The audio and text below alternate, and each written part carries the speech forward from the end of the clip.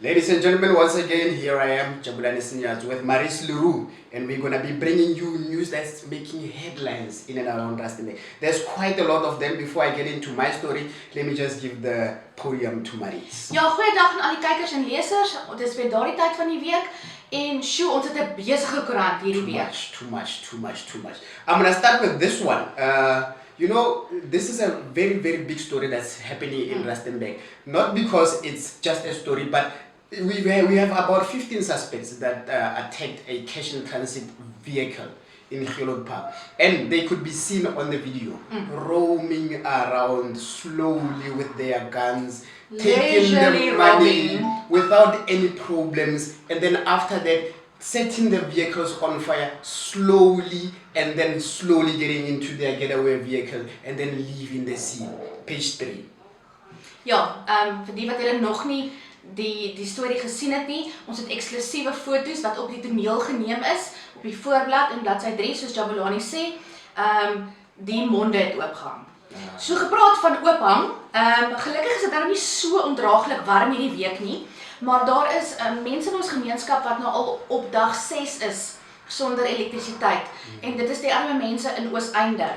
Lees gerus die hele storie op bladsy 7. Dit is 'n geval van ontploffings, parte, oorbou, kabels las, die ding het gebrand, daai ding het ontplof. Deur die nagwerk, die probleme was eindeloos, is eindeloos. Soos ons hier sit, Jabulani, is die ligte nog steeds nie aan nie. So ons hoop teen vanaand gaan hierdie mense krag hê.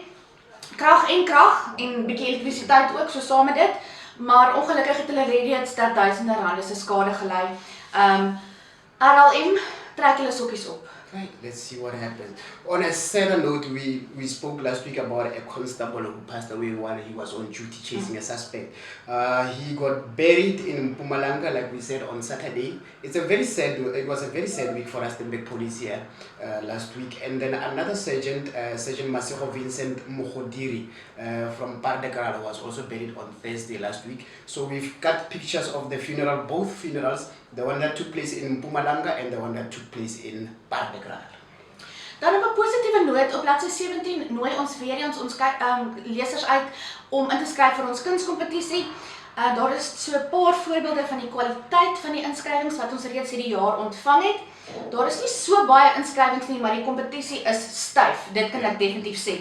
Interessante kunswerke wat stories vertel. Nee, dit is nogals iets bietjie anders. Dis mooi om 'n perd te sien, of 'n olifant, of 'n kameelperd, maar hierdie kunswerke vertel werklik stories en die kwaliteit is ongelooflik. So please remember to enter the competition. There is R1,000 up for grabs vir 2 mense aan die einde van hierdie eerste kwartaal.